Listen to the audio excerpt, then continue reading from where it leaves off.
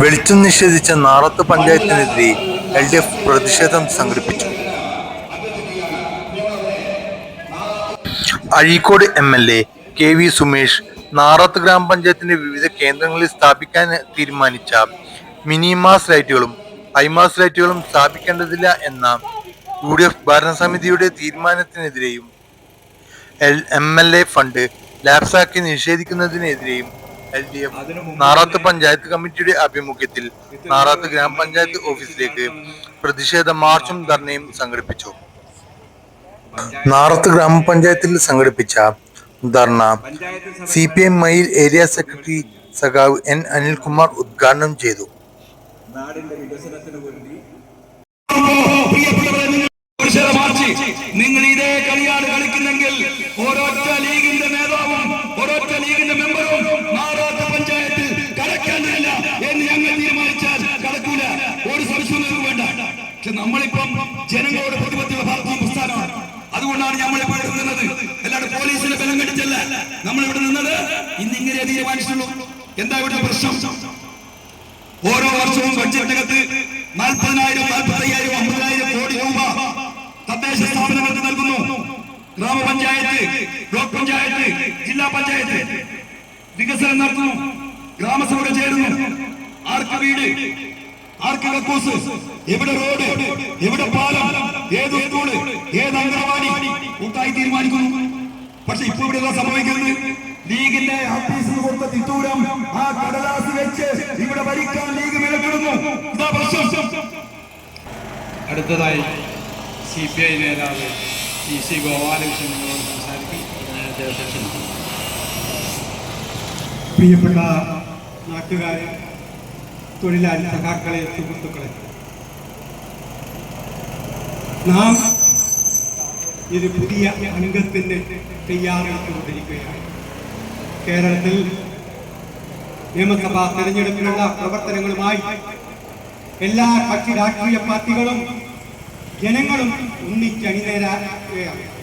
നാടിന്റെ വികസനത്തിന്, സംസ്ഥാനത്തിന്റെ വികസനത്തിന് വേണ്ടിയുള്ള പോരാട്ടത്തിൽ വളരെ നികൃഷ്ടമായ നീചമായ തീരുമാനങ്ങളുമായി നിങ്ങൾ മുന്നോട്ട് പോകുന്നത് വരും കാലങ്ങളിൽ നിങ്ങൾക്ക് തിരിച്ചടിയായിരിക്കും. പ്രിയമുള്ളവരെ, നാറാത്തിന്റെ വികസനോന്മുഖമായിട്ടുള്ള ഈ 5 വർഷക്കാലം നാറാത്തിന്റെ പുരോഗതി എന്തായിരുന്നു എന്ന് ഈ നാട്ടിലെ ഓരോ ആളുകൾക്കും കൃത്യമായിട്ട് അറിയാം. അതെങ്ങനെ സംഭവിച്ചു? അതിന് ഈ കഴിഞ്ഞ 5 വർഷക്കാലത്തിന് മുന്നേ 10 വർഷക്കാലം UDFന്റെ നേതൃത്വത്തിലുള്ള ഷാജിയായിരുന്നു MLA. എന്താണ് ഈ പഞ്ചായത്തിൽ വികസനം നടന്നിട്ടുള്ളത്? ഓരോരുത്തരും പരിശോധിക്കണം. ലീഗിന്റെ സുഹൃത്തുക്കൾ നിങ്ങൾ എങ്ങനെയാണ് എടുത്തിട്ടുള്ളത്? എന്ത് മാനദണ്ഡമാണ്? ഏത് മാനദണ്ഡത്തിലാണ്? അത് മാത്രമാണോ?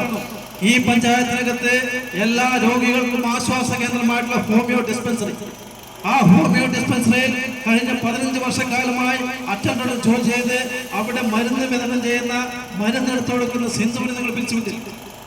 അതാ നിങ്ങൾ പറഞ്ഞ കാരണം. ഇടതുപക്ഷത്തിന് വേണ്ടി പ്രവർത്തിച്ചു. അവർ ഇടതുപക്ഷത്തിന് വേണ്ടി വോട്ട് പിടിക്കാൻ പോയി എന്ന് പറഞ്ഞിട്ടല്ലേ? ഓരോ മനുഷ്യനും രാഷ്ട്രീയം ഉണ്ടാവും.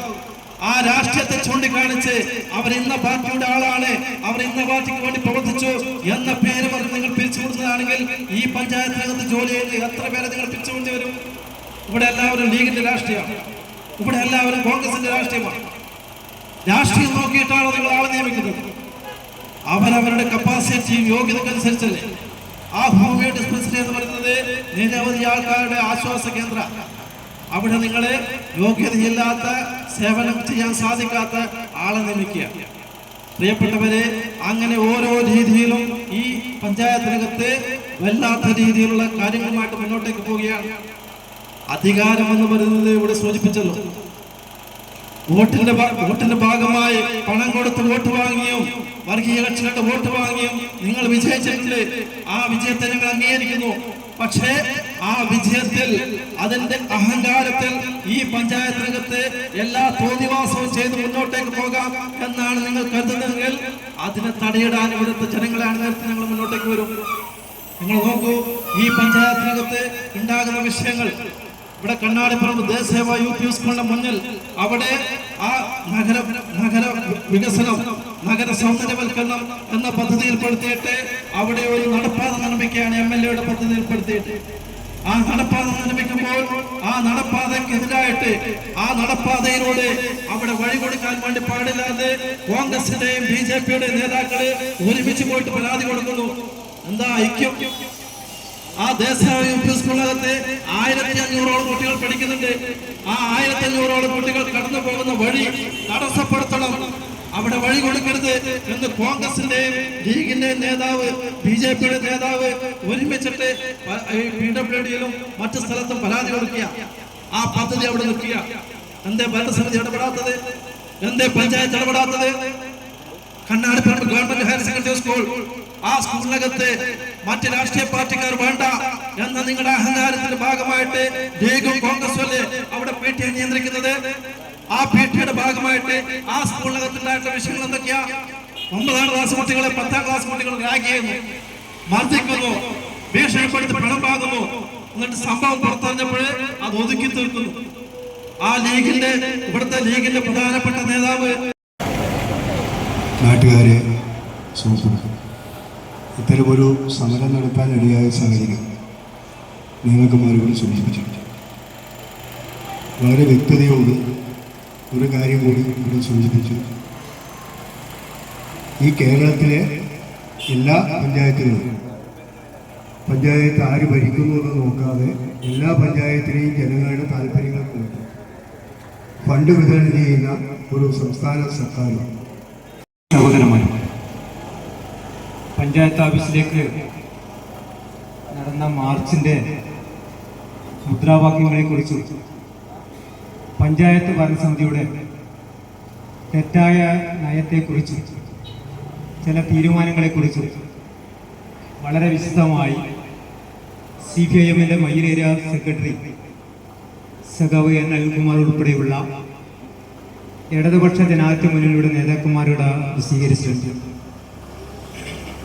നമുക്കറിയാം, കേരളത്തിൽ അധികാര വികേന്ദ്രീകരണം നടപ്പിലാക്കി ജനകീയ ആസൂത്രണ പ്രസ്ഥാനത്തിലൂടെ ഈ കേരളത്തിൻ്റെ അകത്ത് വളരെയധികം വികസന മുന്നേറ്റമാണ് ജനകീയ ആസൂത്രണ പ്രസ്ഥാനം കേരളത്തിൽ നടപ്പാക്കിയ നമുക്ക് കാണാൻ സാധിച്ചത്.